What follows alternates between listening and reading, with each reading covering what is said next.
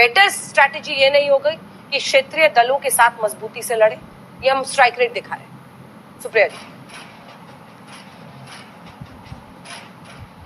आपको, आपके दर्शकों को और मेरे फेलो पैनलिस्ट को सबसे पहले तो मेरा नमस्कार। मैंने 3.5 मिनट करीब सुधांशु जी को बिना रोक टोक के सुना। आशा करती हूँ कि आपकी ओर से और उनकी ओर से रोक टोक नहीं आएगी। मैं भी अपनी बात एक बार पहला वक्तव्य कह दूंगी, फिर आप जितने भी प्रत्युत्तर करने चाहिएगा करिएगा।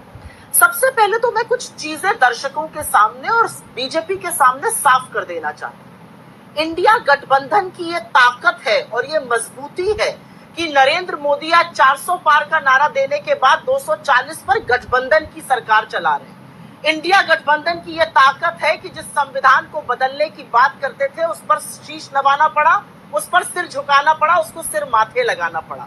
इंडिया गठबंधन की यह ताकत है कि चाहे वो वक्फ बोर्ड बिल हो, चाहे वो यूट्यूब ब्रॉडकास्टर्स बिल हो, चाहे वो इंडेक्सेशन हो, चाहे वो लैटरल एंट्री हो, हर चीज पर हमने उनसे यू टर्न कराया। ये इंडिया गठबंधन की ताकत है कि हम इन्हीं से अग्निवीर भी खत्म कराएंगे और इन्हीं से जातिगत जनगणना भी कराएंगे। पहले मैं इंडिया गठबंधन के बारे में 2-4 चीजें कह देती हूँ। मैं बिल्कुल, हम अनलाइक द बीजेपी, यहाँ पर एक शब्द प्रयोग किया गया, हम हाथी निकल गए।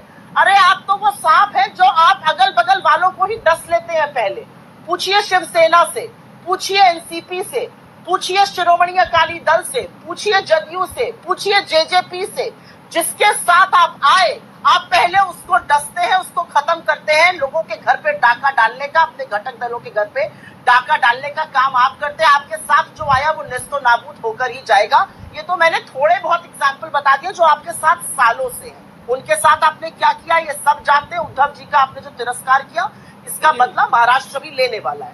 मैं एक चीज यहाँ पर बहुत जिम्मेदारी से कहना चाहती हूँ। यहाँ पर बोला गया कि हमारे लोग हमलावर हो जाते हैं। मुझे ऐसा लगता है इतना लोकतंत्र ठीक है, अच्छी बात है। हम लोकतंत्र की जब प्रखर पैरवी करते हैं तो इतना लोकतंत्र हम इंडिया गठबंधन में भी रखकर चलते हैं। हम 4 लोगों की बात सुन सकते हैं क्योंकि हम इंडिया गठबंधन को मजबूत मानते हैं, बड़ा दिल करके चलते हैं।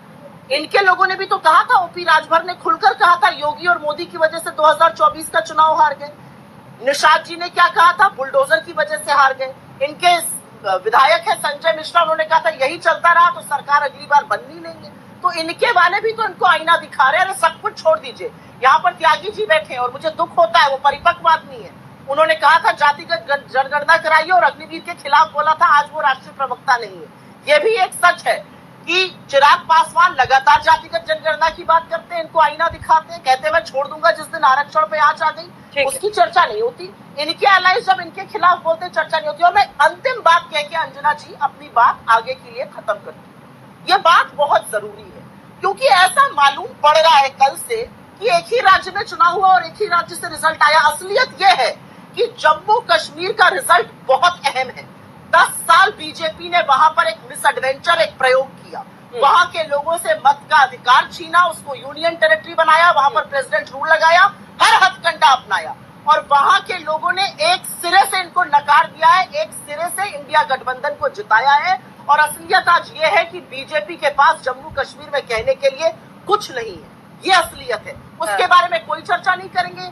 ये मूड ऑफ द नेशन बता रहे हैं, हरियाणा से मूड ऑफ द नेशन बताइए ना जम्मू कश्मीर से भी, जहां पर आपकी सिरे से हार हुई।